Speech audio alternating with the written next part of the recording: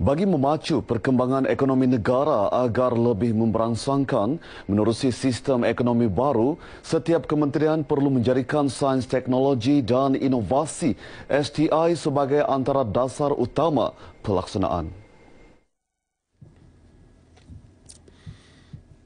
Menteri Sains, Teknologi dan Inovasi MOSTI Datuk Seri Panglima Madius Tangau berkata usaha dan langkah-langkah memacu ekonomi baharu merupakan tanggungjawab bersama dan memerlukan penglibatan semua kementerian. Dasar dan langkah dan strategi yang telah diambil oleh Yang Berhormat Perdana Menteri dalam memperkenalkan Blue Ocean Strategy itu adalah sangat penting dan amat dialu-alukan. Melalui National Blue Ocean Strategy ini dapatlah kita menggemblengkan dasar-dasar. Beliau bercakap dalam sidang media sempena program Lensa Inovasi di Kampus Intan Sabah di Tuaran.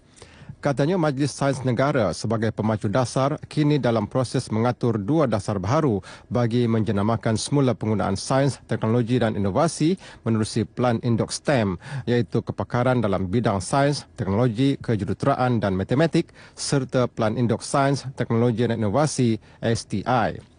Tambahnya dasar STI berkenaan mengandungi 3 komponen utama iaitu bagi menjana ilmu, menjana kekayaan dan pekerjaan serta meningkatkan kesejahteraan masyarakat. Sehubungan itu, MOSTI amat menekankan keempat-empat mata pelajaran tersebut di sekolah-sekolah bagi mengupayakan bakat dan modal insan. Sabah mempunyai kawasan taman marin terbesar di Malaysia iaitu kira-kira 2 juta hektar.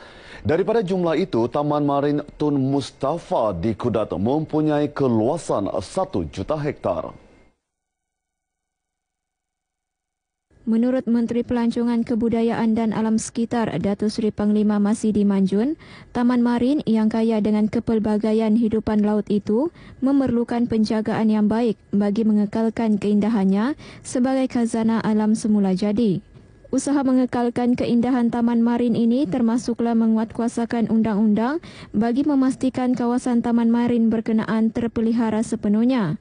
Datuk Masidi bercakap kepada RTM selepas merasmikan penutupan seminar berkaitan keselamatan alam sekitar, anjuran Kerajaan Malaysia dan US Pacific Command, US PACOM dan pejabat Kedutaan Amerika Syarikat di Kuala Lumpur dan beberapa badan bukan kerajaan NGO di Kota Kinabalu. Saya ingin mengucapkan terima kasih kerana Kedutaan Amerika telah menawarkan khidmat untuk membantu kita dalam memberi latihan bagi tujuan memastikan keberkesanan yang lebih baik dalam usaha teman-teman Sabah untuk melaksanakan tanggungjawab mereka di taman-taman marin.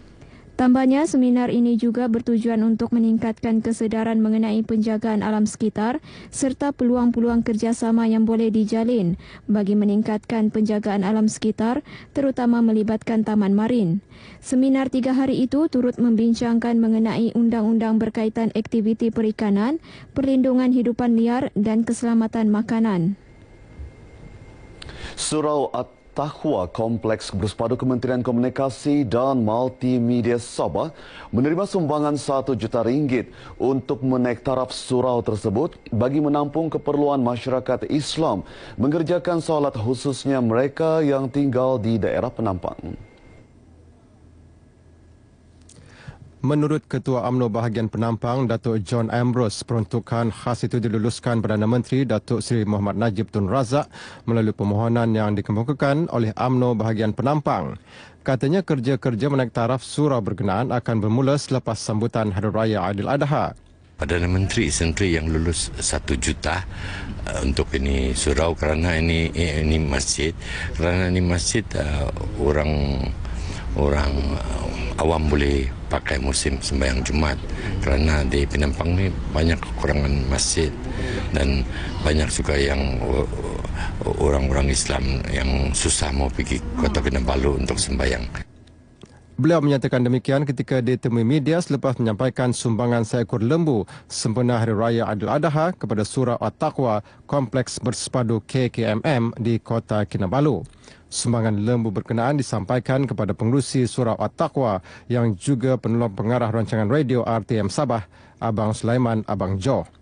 Sehingga kini daerah Penampang masih belum mempunyai masjid daerah. Akibatnya, para penduduk Islam di daerah berkenaan terpaksa menunaikan sembahyang Jumaat di masjid-masjid di sekitar Kota Kinabalu dan Putatan. Para pelajar di negeri ini terus menyemarakkan sambutan Hari Kebangsaan dengan membina replika jalur gemilang menggunakan botol terpakai. Di Sekolah Menengah Stella Maris Kota Kinabalu, 700 pelajar terlibat membentuk replika jalur gemilang menggunakan 14,978 bekas botol minuman terpakai untuk membentuk bendera Malaysia yang berukuran 72 kaki panjang dan lebar 28 kaki. Ia bersempena Majlis Penutupan Bulan Kebangsaan peringkat Sekolah Stella Maris 2016. Inisiatif yang dinamakan sebagai Inovasi Dirgahayu Jalur Gemilang bukan sahaja membentuk semangat perpaduan dalam kalangan pelajar pelbagai kaum dan agama di sekolah ini, malah mampu membentuk jati diri sebagai bangsa Malaysia yang menghayati dan menghargai erti sebuah keamanan hasil pengorbanan pejuang terdahulu.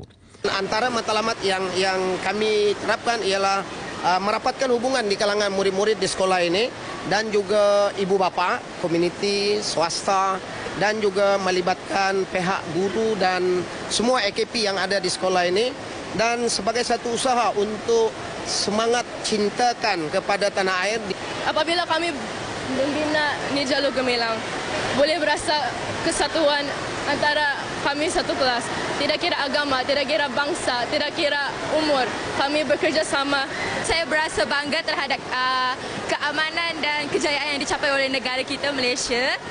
Jadi oleh itu diharapkan kejayaan dan keamanan negara kita yang dapat dikekalkan. Memang banggalah sebab sudah ditetapkan setiap murid sekurang-kurangnya 30 botol kan. Jadi setiap orang pun sudah menyumbangkan. Kami memang bersatu padu apabila membuat bendera ni. Kami memang gembira, excited membuat ni, bersungguh-sungguh menyiapkan ni. Kami memang gembiralah. Kami sehati sejiwa. Yeay! Sementara itu, berucap merasmikan program berkenaan, Pengarah Institut Pendidikan Guru Kampus Gaya, Gertrude Jok berkata, sekolah berkenaan telah menunjukkan daya kreatif, positif, saling bekerjasama dalam pasukan bagi menyiapkan inovasi jalur gemilang ini. Ia sekaligus dapat membentuk pemufakatan dengan lebih berkesan selaras dengan tema sambutan Bulan Kebangsaan, Sehati Sejiwa. Keutuhan perpaduan antara kunci untuk mengekalkan perpaduan sedia ada di samping memelihara kemerdekaan yang berterusan dicapai oleh negara.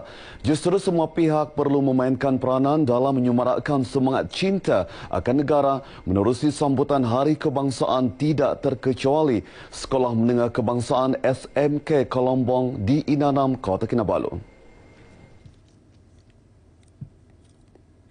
Pengetuanya, Hajah Sharifah Nurkaya Shah Latif berkata penghayatan kemerdekaan penting untuk memberi kesedaran kepada para pelajar bahawa penjajahan boleh berlaku dalam pelbagai bentuk semada penjajahan minda maupun mental. Kalau dulu-dulu kita dijajah secara fizikal, tapi sekarang mungkin kita perlu lebih berhati-hati. Yang ini kami kerap ingatkan anak-anak penjajahan minda itu. Mungkin dan memang berlaku juga sekarang sebab dunia tanpa sempadan maklumat kita dapat dengan begitu terus sekali, kita takut secara senyap, secara lembut kita dijajah seperti itu, dan penjajahan itu secara minda mungkin meretakkan perpaduan di negara kita, dan ini menyebabkan kita jadi rapuh dan mudah untuk tidak merdeka lagi. Mungkin tidak secara fizikal tapi secara yang kita kalah dengan ilmu orang lain. Jelasnya masyarakat khususnya pelajar tidak sepatutnya melihat kepelbagaian sebagai satu kekurangan dan kelemahan. Sebaliknya menyifatkannya sebagai kekayaan dan kekuatan dalam menghadapi cabaran akan datang. Hajah Sharifah menyatakan demikian ketika ditemui pemberita selepas merasmikan Majlis Penutupan Sambutan Bulan Kebangsaan 2016 peringkat SMK Kolombong di Kota Kinabalu. majlis dimeriahkan dengan pelbagai persembahan tarian dan choir serta pelbagai hidangan makanan tradisi tempatan. Barisan Kepimpinan Baru Persatuan Masyarakat Brunei Sabah PMBS komited dalam usaha menyumbang kepada usaha perpaduan dan keharmonian masyarakat pelbagai kaum di negeri ini. Presidennya Datuk Haji Muhammad Arifin Haji Muhammad Arif berkata, ini termasuklah mengadakan kunjungan dengan pucuk kepimpinan Persatuan Suku Kaum di Sabah dalam usaha mengukuhkan perpaduan dan menjalin hubungan erat. Beliau menyatakan demikian kepada media selepas mempengerusikan mesyuarat pertama Ahli Majlis Tertinggi PMBS di Kota Kinabalu. Datuk Haji Muhammad Arifin yang juga pembantu menteri kepada Ketua Menteri berkata, pembangunan pendidikan turut diberi tumpuan. Kita akan memberikan fokus dalam bidang pembangunan ilmu, pendidikan dan penyelidikan kerana masyarakat Brunei sinonim dengan ilmu, sinonim dengan penyelidikan, sinonim dengan ilmu pengetahuan. Tambahnya, kepimpinan PMBS yang terdiri daripada golongan profesional, pegawai kerajaan, ahli akademik dan pemimpin yang berpengalaman dalam persatuan akan berusaha mencapai matlamat tersebut. Dalam tempoh terdekat ini, PMBS akan mengadakan satu bengkel yang memfokuskan kepada hala tuju masyarakat Brunei di Sabah serta penganjuran pesta gambus pada penghujung Oktober ini di daerah kecil Menumbuk. Bagi jangka masa panjang, PMBS bercadang mewujudkan rumah kebudayaan masyarakat Brunei. Ketika ini dianggarkan lebih 400,000 orang masyarakat Brunei di Sabah dengan tertumpu di kawasan Pantai Barat, Pedalaman Bawah, Sendakan, Tawau dan Kudat. Seterusnya kita ikuti peristiwa yang berlaku di Sabah dalam diari hari ini.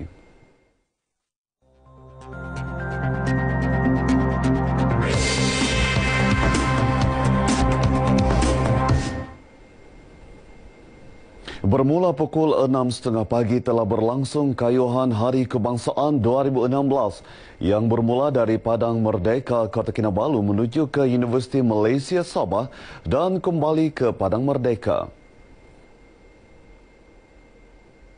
Seterusnya pada pukul 9 pagi nanti akan berlangsung perasmian sambutan Hari Peladang, Penternak dan Nelayan Peringkat Negeri Sabah di Dewan Sri Putatan dekat Kota Kinabalu. Dan akhir sekali, Naib Presiden UMNO Datuk Seri Hishamuddin Tun Husin akan merasmikan mesyuarat perwakilan UMNO bahagian Kelabakan yang akan berlangsung di Dewan Masyarakat Tawau. Paparan tadi mengakhiri bahan berita dari Sabah hari ini 3 September 2016. Kita kembalikan Kasapuri bersama rakan penyampai Ismail. Silakan.